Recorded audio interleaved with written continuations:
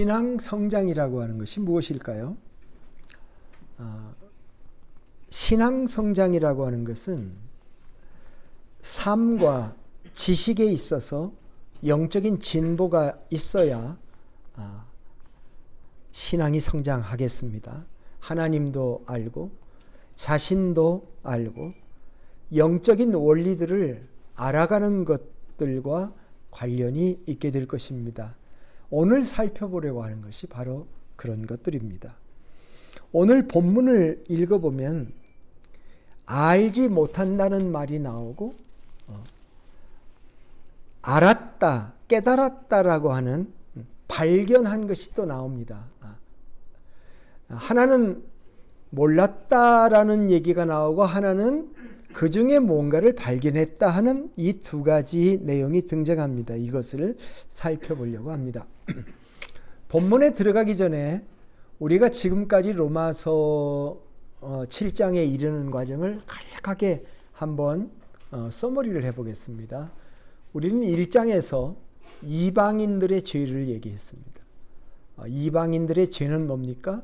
창조주 하나님을 인정하지 않고 그 하나님께 영광도 안 돌리고 감사치도 않는 것이었습니다.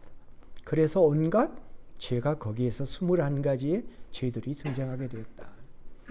유대인의 죄는 무엇입니까? 2장이죠. 2장에 가보면 유대인의 죄는 위선입니다. 하나님의 말씀을 가졌다고 자랑을 하지만 실제로 뒤집어 보니까 그 말씀대로 살지 않는 겉과 속이 다른 위선의 모습이 유대인의 죄였습니다. 3장에 가서 사도 바울은 이방인과 유대인을 합해서 모든 사람이 죄인이다 라고 하는 결론을 내립니다.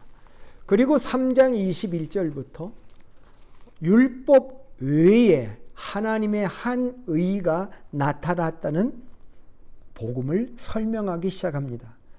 이제는 율법 외에 하나님의 한 의가 나타났는데 율법과 선지자의 증거를 받은 것이다. 곧 예수 그리스도를 믿음으로 말미암아 모든 믿는 자에게 미치는 하나님의 의인이 차별이 없느니라. 모든 사람이 죄를 범하였음에 하나님의 영광에 이르지 못하더니 그리스도 예수 안에 있는 속량으로 말미암아 하나님의 은혜로 값없이 의롭다 하심을 받았느니라. 그렇게 얘기를 했습니다. 그리고 4장에 가서 무슨 얘기를 했습니까? 이거는 특별한 일이 아니다. 이건 구약 성경하고 반대되는 게 아니라 오히려 구약 성경이 그것을 입증해 준다. 구약의 아브라함은 무엇으로 의롭다 하심을 받았느냐? 믿음이다. 다윗은 어떻게 의롭다 하심을 받았느냐? 하나님이 용서해 주신 일을 하지 아니할지라도 상급을 주신 그 은혜로 말미암아 의롭다함을 받지 않았느냐. 5장은 이 의롭다함을 받은 사람들의 기쁨, 평안, 확신, 하나님과 교제할 수 있음, 새로운 사랑의 관계, 그리고 새로운 과거를 보는 역사관에 대해서 5장은 말했습니다. 그 다음에 6장에 들어가서 침례를 말하면서 그리스도인은 성화에 나아가야 되는데 죽은 자다라고 하는 말을 하기 시작합니다. 6장에서는 우리는 율법에 대해서 죽은 자다. 또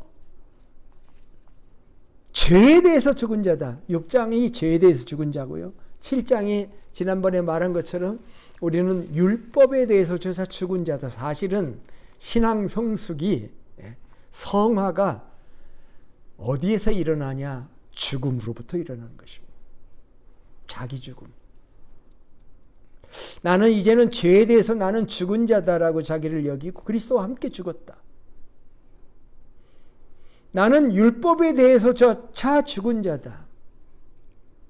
문제의 해결의 키가 어디에 있었느냐?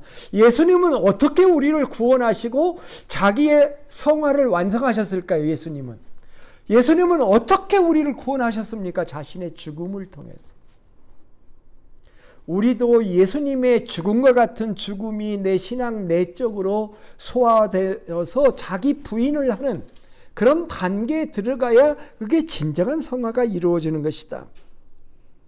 그래서 6장은 침례식을 통해서 얘기했고 7장 초반은 결혼식을 예를 들어서 우리에게 말해 주었다. 일종의 참 놀라운 교육을 우리에게 남겨준 거죠. 그러다가 7장 후반에 딱 들어갔는데 우리 지난 시간부터 들어온 그 말씀인데 이 성화의 실제적인 모습을 이제 드러내는데 사도 바울이 그 훈련 교재로 자기 자신을 씁니다. 자기 자신을 오픈해요. 율법이 좋은 것이기는 하지만 선하고 거룩한 율법이 어떻게 자기에게 부담이 되었었는지, 그것이 어떻게 자기를 괴롭게 만들었는지 그 사실을 고백합니다. 오늘도 그 말씀의 연장선상에 있는데요. 오늘 말씀에 볼 수 있는 것은 무엇입니까? 지금까지 바울이 무슨 얘기를 했습니까? 죄를 얘기했고 구원을 얘기했고 복음을 얘기했고 성화를 얘기했습니다. 나는 구원받았고 의롭다함을 얻고 나는 죽은 자다라고 하는 말씀을 쭉 했음에도 불구하고 자꾸 옛 육신을 따라 살고 있는 자기 자신의 모습 때문에 고통스러워하고 있다라고 하는 것을 우리가 볼 수가 있습니다. 오늘 말씀이 그겁니다. 율법은 선한데 나는 죄 아래 팔렸도다 하는 말씀이 나오죠. 14절에 우리가 율법은 신령한 줄 알거니와 나는 육신에 속하여 죄 아래 팔렸도다 라고 말씀을 하고 있습니다. 팔린다는 것은 무슨 의미입니까? 힘없이 팔려갈 수밖에 없었다. 내가 너무 무력하다 그 점에 있어서 그 무력감을 호소한 거죠. 왜 우리가 하나님의 자녀이고 구원받은 자고 의롭다함을 얻은 자이고 이미 죽은 자인데 침례로 간증도 하고 결혼법에서 내가 죽은 자인데 이런 수렁에 빠진 것인가? 이 문제가 오늘 본문의 주제인 것입니다. 그래서 우리는 오늘 사도 바울의 지적인 세계를 볼 수가 있습니다. 두 가지가 있는데요. 오늘 설교 제목에 그대로 반영되어 있습니다. 알지 못하는 것이 하나고요. 그 다음에 알게 된 것, 알므로 간 것, 두 가지죠. 자, 먼저 알지 못하는 것에 대해서 한번 얘기를 해봅시다. 그는 무엇을 알지 못했다라고 얘기를 하고 있습니까? 내가 행하는 것을 알지 못하겠다. 곧 내가 원하는 것은 행하지 아니하고 15절에 도리어 미워하는 것을 행함이라. 영어로 한번 읽어볼게요. I do not understand what I do. What I want to do, I do not do. But what I hate, I do. 내가 원하는 것을 하고 싶은데 내가 헤이트한 것을 내가 지금 한다. 내가 왜 그러는지 모르겠다. 질문이죠. 그죠? 나는 내 자신을 모르겠어. 내가 원하는 것을 행하지 않고 왜 도리어 미워하는 것을 내가 행동하는지 나 모르겠어. 모른다는 얘기죠. Do not understand. 이해할 수가 없다. 내 자신을. 바울이 미워하는 것이 무엇이었을까요? 본문에는 구체적인 목록이 나오지를 않습니다. 사도 바울의 서신서, 사도 바울이 신약 성경에 13권이나 썼잖아요. 히브리서까지 넣는 사람이 있고 빼는 사람이 있는데 그 많은 구절들에 자기 신앙의 내부 갈등에 대해서 얘기해 본 적이 없어요. 그래서 이게 뭔 갈등을 얘기한 건가? 어떤 사람은 스데반의 순교에 바울이 가담한 것을 얘기한 거 아니냐? 그렇지만 그건 예수 믿기 전이잖아요. 그러나 분명한 것은 바울의 삶에서, 바울도 인간이고 사도로 살면서 살아오는 동안 치열한 내부 갈등, 격렬한 내부 투쟁을 가지고 있었다라고 하는 거예요. 여러분 신앙생활에 그거 있잖아요, 그죠? 내적 투쟁이 있어요. 말할 수 없는. 예를 들어서 원하는 대로 되지 않고 원하지 않는 대로 되는 것의 예가 성경에 다른 예가 있는가 생각해 보면 우리는 예수님의 12 제자를 생각할 수 있어요. 겟세마네 동산에서 예수님께서 제자들에게 기도를 요청했죠. 나와 함께 깨어서 좀 기도해 달라. 그런데 결과가 어떻게 됐습니까? 다들 졸았죠. 예수님은 영적 위기의식에 있어요. 그 기도를 부탁한 순간이 십자가에 달리기 전날이잖아요. 예수님은 엄청난 영적 긴장감에 있었는데 제자들은 일어날 일에 대해서 전혀 무감각했죠. 예수님은 중보기도를 요청했단 말이에요. 예수님은 3텀으로 기도를 하셨어요. 한 번 기도하고 갔다 오시고 두 번째 갔다 오시고 또 기도하고 갔다 오시고 밤새도록 그것을 반복하셨는데 제자들에게 기도 부탁하는 것은 첫 번째였어요. 근데 첫 번 텀으로 기도하고 오시고 보니까 제자들이 다 자지 않나요? 그럴 때 예수님이 하신 말씀이 뭐예요? 너희가 나와 함께 1시간도 이렇게 깨어 있을 수 없더냐? 시험에 들지 않게 깨어 기도하라. 그러면서 그 다음에 한 말이 마음에는 원이로되 육신이 약하도다. 이렇게 예수님이 말씀하셨어요. 그들의 마음을 하셨어요. 제자들도 기도하기를 원했어요. 근데 웬일인지 제자들은 너무너무 피곤했어요. 결국 기도에 실패하고 예수님을 그 밤에 부인하는 결과를 갖게 되는 것입니다. 바울에게도 원대로 되지 않는 것들이 있었다는 것입니다. 바울은 이것을 이해할 수가 없었어요. 왜 그렇게 된 건가? 왜 내가 원하는 대로 안 되고 원치 아니하는 것을 내가 행하는가? 이런 근본적인 질문을 하는 것이 굉장히 중요하다고 봅니다. 이게 영적인 질문이에요. 우리도 그런 질문을 해야 됩니다. 그리고 결국 알게 됩니다. 모르는 것에서 아는 것으로 전환이 돼요. 근데 무엇을 알아냈습니까? 바울은 의미 없는 반복을 하다가 질문을 계속하다가 드디어 알아낸 게 있어요. 그 알아낸 게 16절이에요. 만일 내가 원하지 아니하는 그것을 행하면 내가 이로써 율법이 선한 것을 시인하노니 이제는 그것을 행하는 자가 내가 아니요 내 속에 거하는 죄니라. 자, 한번 따라서 해볼까요? 내 속에 거하는 죄. 이 표현을 잘 우리가 알아야 됩니다. 내 속에 거하는 죄는 내 안에 사탄이 산다는 말은 아닙니다. 그 드라마에 레지던트 이블이라고 하는 게 있죠. 그 레지던트 이블을 얘기하는 게 아닙니다. 우리 안에 예수님이 계신데 사탄이 내 안에 내주해서 내가 귀신이 들려 살고 있다, 그 말은 아닙니다. 내 속에 거하는 죄라는 의미는 인간의 타락한 본성, 죄의 본성을 가리키는 겁니다. 예수 믿었을 때 죄의 본성이 없어지느냐 하면 아니거든요. 그냥 남아있습니다. 그걸 얘기하는 아담 타락 이후에 모든 인간의 마음속에 자리 잡고 있는 세력, 죄로 기울어지는 경향성, 그런 것들을 우리가 의미하는 겁니다. 물론 마귀 사탄은 우리를 지배하고 원격 조정하려고 늘 합니다. 그리고 우리 안에 있는 내적인 욕망이나 정욕이나 어떤 죄성들을 사용해서 자기 목적에 맞게 우리를 끌어당기려고 할 것입니다.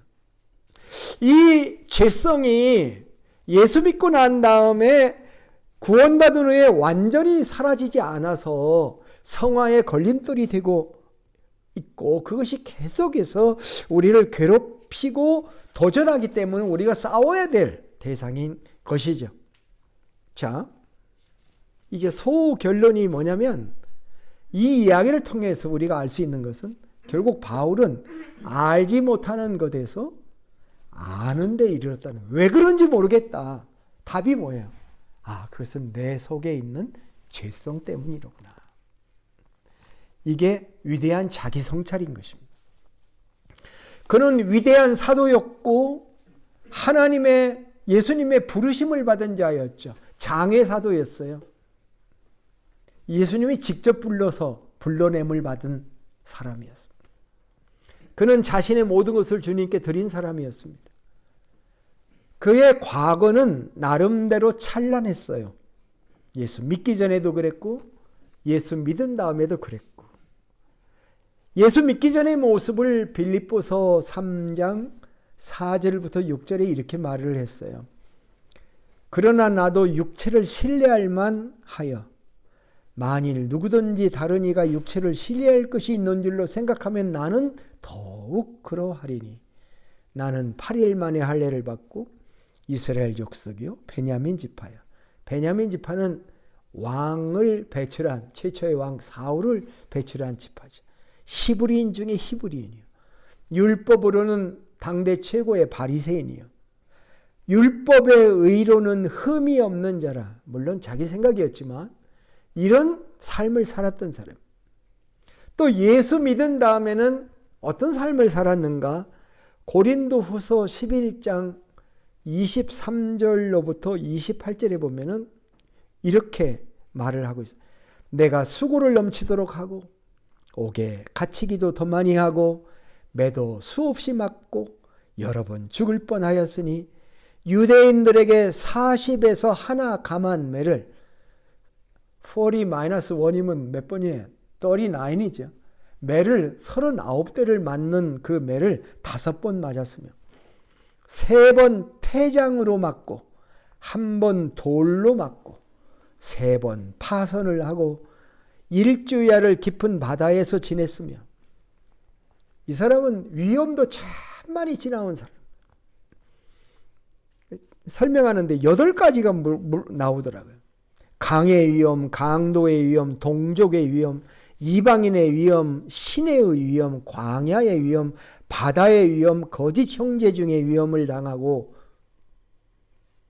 수고하며 애쓰고 여러 번 자지 못하고 줄이며 목마르며 굶고 춥고 헐벗었노라. 이 외의 일은 고사하고 아직도 날마다 내 속에 눌리는 일이 있으니 곧 모든 교회를 위하여 염려하는 것이라. 사도 바울은 정말 위대한 개척자였고 선교자였고 선교사였고 어느 사람과 비교할 수 없는 신학자였습니다. 그러나 그럼에도 불구하고 사도 바울은 완전하다고 선언할 수가 없었어요.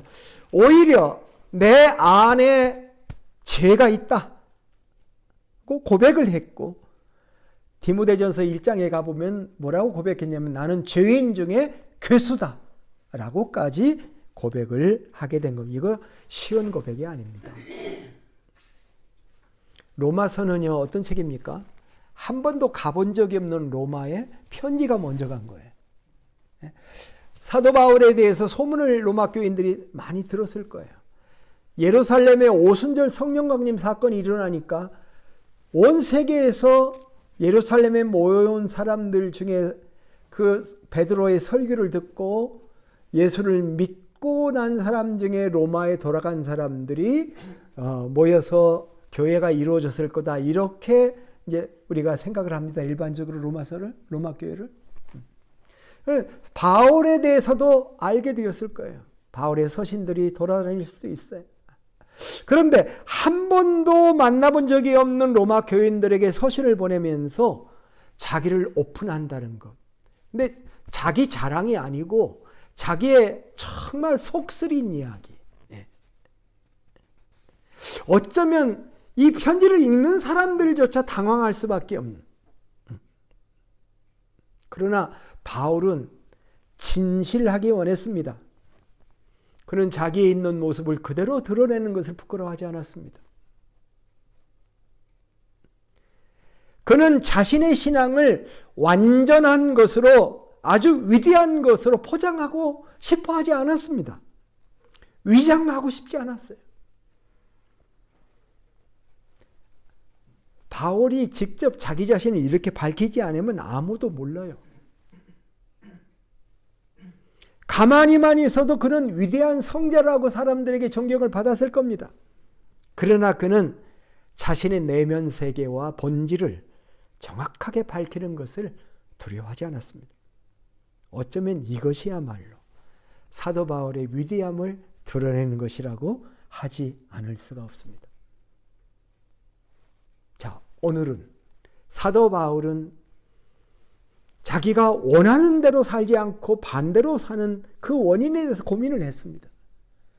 왜 그러는지 몰랐어요. 왜 내가 이러지? 고민을 하다가 알게 된 게 하나 있습니다. 아, 그것은 내 속에 죄가 있기 때문이다. 내 속에 죄성이 있기 때문이다. 자, 이게 발견입니다. 알게 되었습니다. 이 문제는 어떻게 해결을 할 수 있을까요? 그것은 다음 시간, to be continue입니다. 다음 시간인데.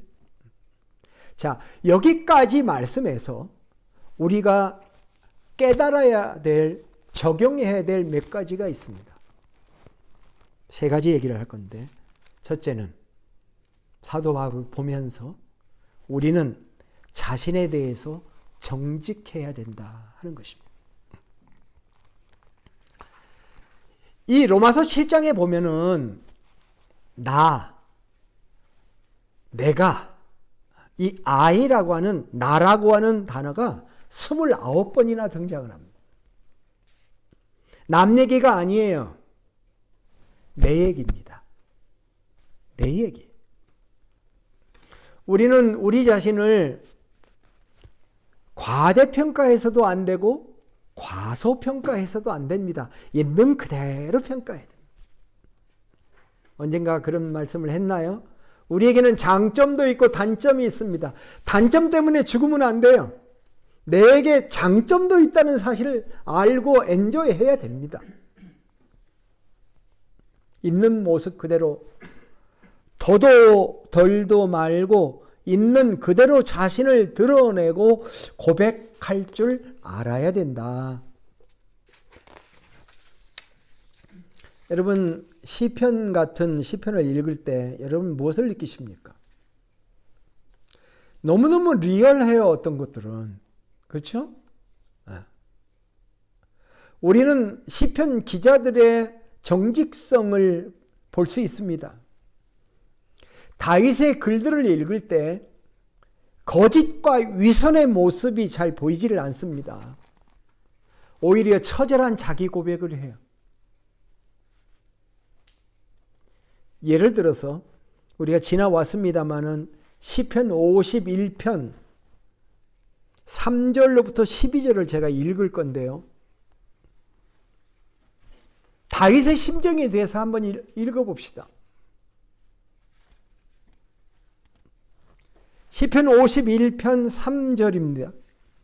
대전하는 내 죄가를 아오니 내 죄가 항상 내 앞에 있나이다. 내가 주께만 범죄하여 주의 목전에 악을 행하여 싸우니 주께서 말씀하실 때 의로우시다 하고 판단하실 때 선전하시다 하리이다. 이 말은 주님만 의롭다 그 말입니다. 내가 죄악 중에 출생하였으며 모친이 죄 중에 나를 잉태하였나이다. 중심의 진실함을 주님께서 원하시오니 내 속에 지혜를 알게 하시리이다. 우슬초로 나를 정결케 하소서. 내가 정하리이다. 나를 씻기소서. 내가 눈보다 희리이다. 나로 즐겁고 기쁜 소리를 듣게 하사 주께서 꺾으신 뼈로 즐거워하게 하소서. 이건 예언적인 것을 담고 있습니다. 주의 얼굴을 내 죄에서 돌이키시고 내 모든 죄악을 도말하소서. 하나님이여 내 속에 정한 마음을 창조하시고 내 안에 정직한 영을 새롭게 하소서. 모세처럼 기도하고 있습니다. 나를 주 앞에서 쫓아내지 마시고 주의 성신을 내게서 거두지 마소서. 주의 구원의 즐거움을 내게 회복시키시고 자원하는 심령을 주사 나를 붙드소서. 정말 간절함이 느껴지지 않습니까? 정직하다는 느낌을 받지 않습니까? 하나님 앞에 정직해야 해답이 오고 문제가 해결됩니다. 두 번째 우리가 생각할 것은 항상 자신을 살펴보고 있는 사도 바울입니다. 우리는요, 항상 자신을 살피고 살아야 되겠죠. 내가 겸손한지 교만한지, 내가 지나치게 염려를 하고 있지 않은지, 내가 잘못된 것에 빠져 있지 않은지 우리 자신을 살펴봐야 됩니다.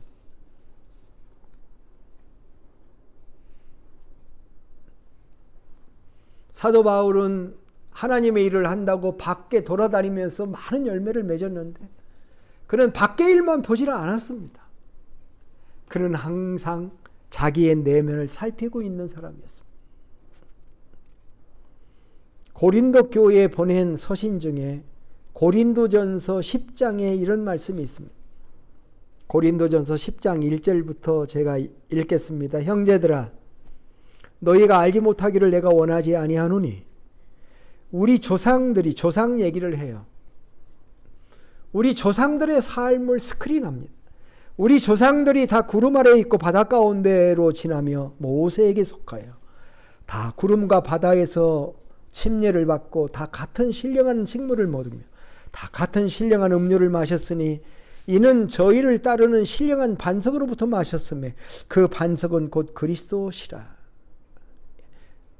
그러나 저희의 다수를 하나님이 기뻐하지 아니하셨고로 저희가 광야에서 멸망을 받았느니라. 그런 일은 우리의 거울이 되어 우리로 하여금 저희가 악을 즐겨한 것 같이 즐겨하는 자가 되지 않게 하려 함이니 그들 가운데 어떤 사람들과 같이 너희는 우상 숭배하는 자가 되지 말라.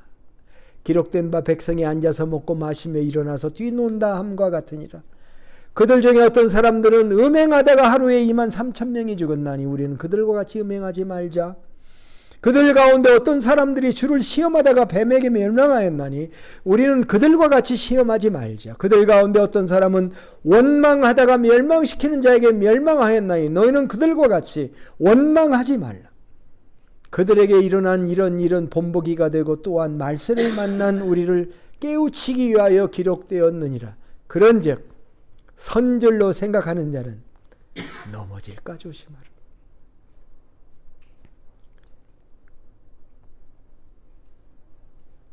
이스라엘 백성들이 우리의 본이고 사도 바울이 우리의 본이고 항상 우리는 겸손하게 자신을 살피고 성찰하는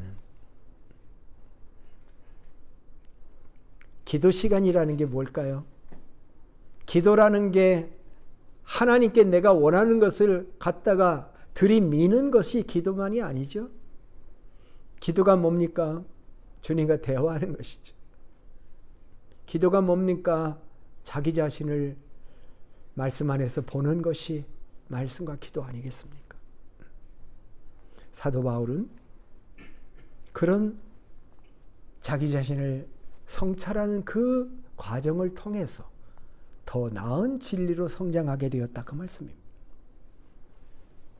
나는 이만하면 됐다고 생각하면 안 됩니다. 나도 한순간에 무너질 수 있는 사람입니다. 내 안에 죄성이 있기 때문입니다. 죄의 경향성이 있고 그것 때문에 방심하면 사탄에게 교두보를 내어줄 수 있는 것입니다. 그래서 우리는 항상 남을 경계도 해야 되겠지만 먼저 자기 자신에 대한 경계심을 가지고 내 안에 어떤 생각이 떠오른다고 할 때 그게 반드시 내 것이 아니고 하나님의 것이 아니기 때문에 그것을 분별하려고 노력하고 자기를 객관적으로 바라다 보는 자기 스크린을 늘 해야 된다는 것이 사도 바울에게서 배우는 것들입니다. 세 번째, 진정한 고백은 새로운 문을 연다라고 하는 것입니다.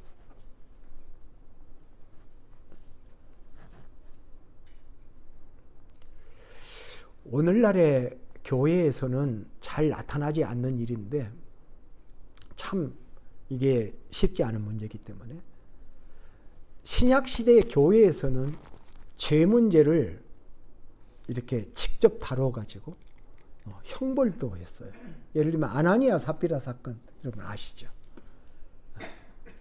재산을 팔아서 하나님께 드린다고 약속하고 반절은 숨기고 왔어. 근데 요즘 생각하면 이런 생각 아니에요? 아니 반절이라도 드렸으면은 하나님이 축복해 줘야 되는 거 아니야? 그런데 베드로가 뭐라고 했습니까? 하나님과 성령을 성령께 거짓말을 한 것이다. 이렇게 하면 즉사했잖아요. 그죠? 그 아내도 죽었잖아요. 초대교회에 하나 있는 것 중 하나가 죄를 고백하는 것입니다. 죄를 고백하는 것. 자, 야고보서 5장 16절 이하에 이런 말씀이 있습니다. 너희 중에 병든 자가 있느냐? 저는 교회의 장로들을 청할 것이요. 그들은 주의 이름으로 기름을 바르며 위하여 기도할지니라. 믿음의 기도는 병든 자를 구원하리니 주께서 저를 일으키시리라. 혹시 죄를 범하였을지라도 사심을 얻으리라. 이러므로 너희 죄를 서로 고하며 병 낫기를 위하여 서로 기도하라. 의인의 간구는 역사는 힘이 많으니라. 죄의 고백을 하라는 것입니다. 진정으로 죄에 대해 고백을 할 줄 아는 것. 그게 부끄럽고 창피한 일이 아니라 그것이 영적 진보를 이루는 것입니다. 사람의 관계도 마찬가지예요.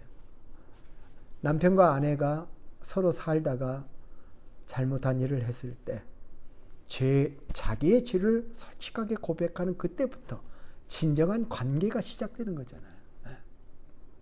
마찬가지입니다. 예수님께서 첫 설교를 공개적으로 하신 게 팔복입니다. 산상설교예요. 마태복음 5장에 나와요. 우리 그리스도인들은요, 브레인워시를 해야 돼요. 뭐를 브레인워시를 해야 되면 어떤 게 행복인가에 대한 브레인워시를 해요. 예수님께서 8가지 복을 말씀하셨어요. 근데 그 첫 번째와 두 번째 복이 뭔지 아십니까? 마태복음 5장 3절 4절을 보면은 심령이 가난한 자는 복이 있나니, 돈이 없는 자가 복이 있다는 말이 아니에요. 심령이 가난한 자는 복이 있나니 천국이 저희 것입니다. 애통하는 자는 복이 있나니 저희가 위로를 받을 것이며, 그게 두 번째 복입니다. 심령이 가난해서 애통할 줄 아는 것. 시편의 수많은 자기 고백이 그래서 아름다운 것입니다. 그래서 하나님이 받을 만한 것들이에요. 그런 진정한 고백을 하게 되어질 때 새로운 영적인 진보가 일어나는 것이고 새로운 영적인 세계가 문을 열게 되는 것입니다. 따라서 우리는 고민할 수 있어야 되고 근심할 수 있어야 됩니다. 성화의 문제로 나는 왜 입이 성화되지 않았어? 나는 왜 아직도 내 감정이 이 속에 이렇게 더러운 것이 있어? 그래서 건들기만 하면 튀어나와. 내가 왜 이 문제를 해결하지 못하고 있어? 왜 내가 이걸 떨쳐내버리지 못하고 있는 거야? 용서하지 못하고 있는 거야? 고민하고 갈등해야 되는. 사도 바울은요, 근심하지 말라고 그랬어요. 우리가 암송하는 요절 중에 하나, 빌립보 4장 6절, 아무것도 염려하지 말고 오직 모든 일에 기도와 간구로 너의 구할 것을 하나님께 아뢰라, 그렇게 얘기했는데, 사도 바울의 서신을 쭉 읽어보면, 제가 신학교 때 발견한 거 읽어보면 뭐 특별한 건 아니에요. 하나님의 뜻대로 하는 근심은 해야 된다는 거예요. 그게 고린도후서 7장 9절로부터 10절의 말씀. 제가 읽어볼게요. 내가 지금 기뻐함은 너희로 근심하게 한 까닭이 아니요 도리어 너희가 근심함으로 회개함에 이른 까닭이라. 너희가 하나님의 뜻대로 근심하게 된 것은 우리에게서 아무 해도 받지 않게 하려 함이라. 사도 바울은 고린도 교회가 하나님의 뜻대로 근심하기를 원했어. 그래서 회개를 했어. 그 다음 말, 하나님의 뜻대로 하는 근심은 후회할 것이 없는 구원에 이르게 하는 회개를 이루는 것이요 세상 근심은 사망을 이루는 것이다. 우리 세상 근심은 안 해도 됩니다. 주님이 계시고 또 지금까지 주님이 나를 살려오셨어요. 과거를 생각해 보면 지금 사는 것도 하나님의 은혜. 그죠? 근데 세상 근심은 내려놓고 세상 근심은 우리를 죽게 만든다. 하나님의 뜻대로 하는 근심은 우리를 구원에 이르게 한다. 진정한 고백은 새로운 문을 열게 되는 것이니 우리가 하나님 앞에 진정한 고백을 할 줄 아는 사람들이 되어져. 정말 심령에 가난한 마음을 가지고 애통하며 하나님께 나가는 자에게 하나님께서 그 기도를 응답해 주시고 우리의 예배를 받으실 줄로 믿습니다. 우리는 다음 시간에 이 바울의 고뇌가 어떻게 해결되는지, 내 속에 거하는 죄 문제를 어떻게 해결하는지를 살펴보게 될 것입니다. 오늘의 말씀을 마무리하겠습니다. 오늘의 주제는 알지 못하는 것에서 알므로라고 하는 주제였습니다. 바울은 처음에는 자기를 몰랐습니다. 왜 원하는 것은 행하지 않고 원치 않는 것을 행하는지 몰랐습니다. 그러다가 깨달았습니다. 자기 안에 죄성이 여전히 있다는 것을 발견한 것입니다. 이것은 놀라운 발견이었고 충격이었습니다. 그러나 이런 것들을 발견하는 것은 진보일까요? 후퇴일까요? 진보인 것입니다. 병의 원인을 발견한 것입니다. 병원균을 찾아내는 것은 기뻐할 일이에요. 이제 치료할 수 있게 된 것입니다. 과연 바울은 무슨 발견을 했고 하나님은 왜 우리 안에 죄성을 없애주지 않고 그대로 남겨놨는가? 이것은 to be continued. 오늘 우리는 여기에서 자신에게 정직한 바울, 항상 자신을 살피고 있는 바울, 그러함으로 고백으로 새로운 성숙함과 성화의 단계로 들어가는 바울을 발견하였습니다. 바울은 우리의 귀감이요 우리도 따라가야 될 모범인 줄로 믿습니다. 사도 바울처럼 그리하시겠습니까? 기도하겠습니다. 하나님 아버지, 우리에게도 영적 통찰력을 주셔서 영적 진리를 분별하고 하나님의 성령으로 충만하게 해주시기를 원합니다. 우리 안에 있는 죄성, 내 속에 거하는 죄 문제를 우리가 잘 다룰 수 있도록 하나님의 말씀을 통해서 알게 해주시고 변화되고 성숙한 그리스도인으로서 하나님께 영광 돌리는 삶을 계속해서 살아갈 수 있도록 인도해 주시옵소서. 찬송과 경배를 주님께 돌리오며 존귀하신 예수님의 이름으로 기도하옵나이다. 아멘.